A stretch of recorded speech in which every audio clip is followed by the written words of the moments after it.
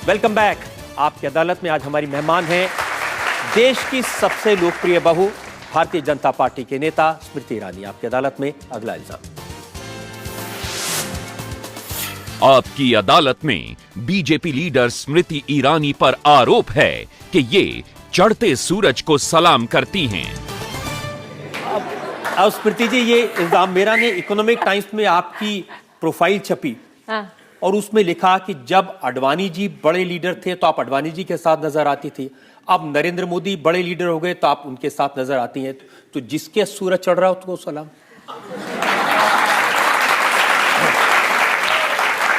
वैसे आज जिस प्रकार के इल्जाम यहाँ रजत जी लगाए जा रहे हैं और जो टैग्स आप मेरे लिए इस्तेमाल कर रहे हैं, उसमें आप रजत शर्मा कम और एक साथ ज्यादा नजर आते हैं। इतना ही कहूंगी, ये आज तक बात सार्वजनिक नहीं हुई है, आज मैं खुलासा कर देती हूँ। अडवाणी जी मेरे लिए मात्र मेरे संगठन में एक वरिष्ठ नेता नहीं है, उनकी पुत्री प्रतिभा मेरे सबसे करीबी दोस्तों में से है।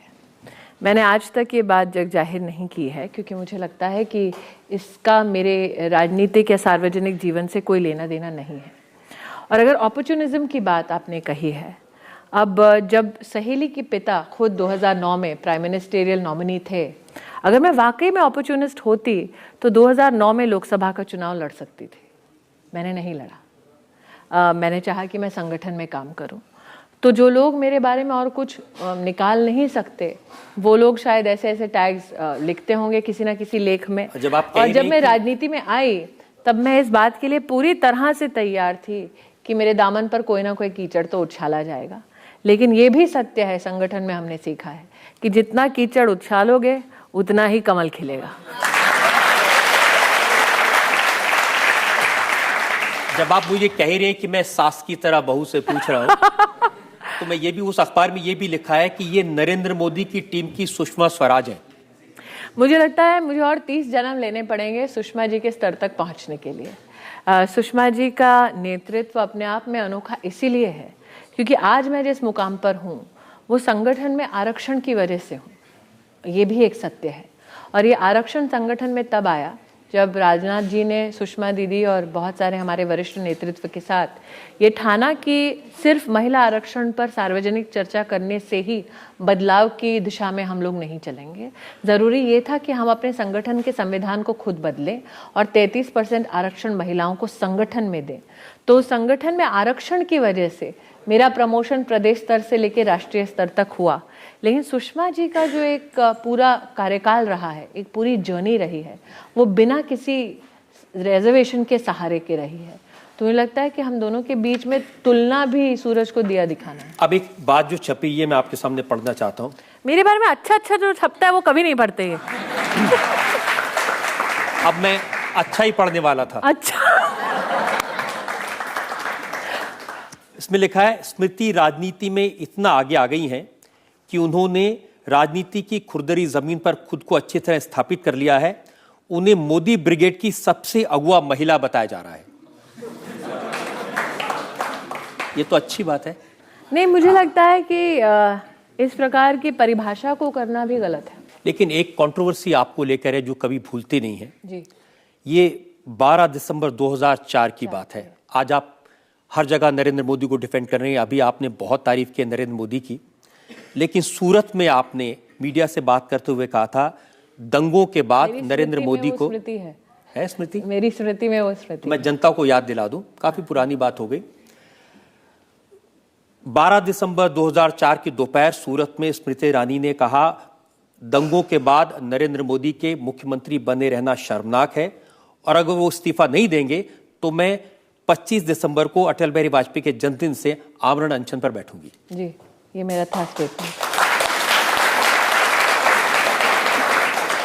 और उसी दिन रात को मुंबई पहुंचकर आपने कहा कि मैं अनकंडीशनल, बिना किसी शर्त के अपने इस बयान को वापस लेती हूं। जी, लेकिन एक और चीज अनकंडीशनल थी जो आपने बोली नहीं। तो अब कुछ आपके लिए भी छोड़ रहा हूं मैं। उस अनकंडीशनल में एक अपॉलॉजी भी थी। एक अपॉलॉजी इसलिए थी क्योंकि मेरे संगठन ने मुझसे कहा कि आप अगर प्रोपेगेंडा की विक्टिम बनना चाहती हैं अगर आप सत्य क्या है उसे नहीं देखना चाहते हैं तो आप जो कहते हैं उस पर आप कायम रहें, और अगर आपको सत्य के आधार पर संगठन में जुड़े रहना है तो आप तथ्य देखिए गुजरात दंगों के बारे में और फिर कोई निर्णय लीजिए। बार बार नरेंद्र मोदी पर यह आरोप लगाया जाता है कि नरेंद्र मोदी काफ़ी स्टबर्न है, नरेंद्र मोदी कभी किसी को माफ़ नहीं करते। नरेंद्र मोदी, केजरीवाल ने कहा कि वो अपने विरोधियों को या तो चुप करा देते हैं या उनको मरवा देते हैं।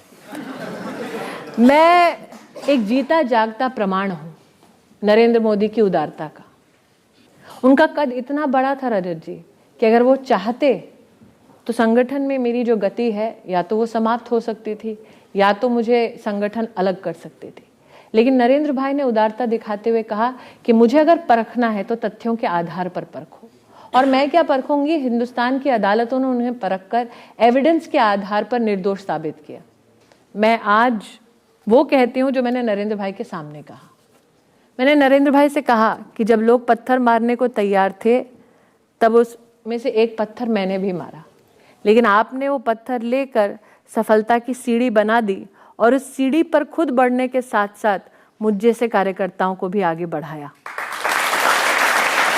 तो उनकी ये उदारता का प्रतीक है। और अगर उनके पास वक्त है, मुझे नहीं पता, अगर आज वो आपकी अदालत देख रहे हैं तो मैं एक बार फिर सार्वजनिक रूप से अनकंडीशनली उनकी उदारता के लिए उन्हें धन्यवाद देती हूँ, उनका बड़प्पन दिखाने के लिए उन्हें धन्यवाद देती हूँ और मुझे माफ करने के लिए उन्हें धन्यवाद देती हूँ।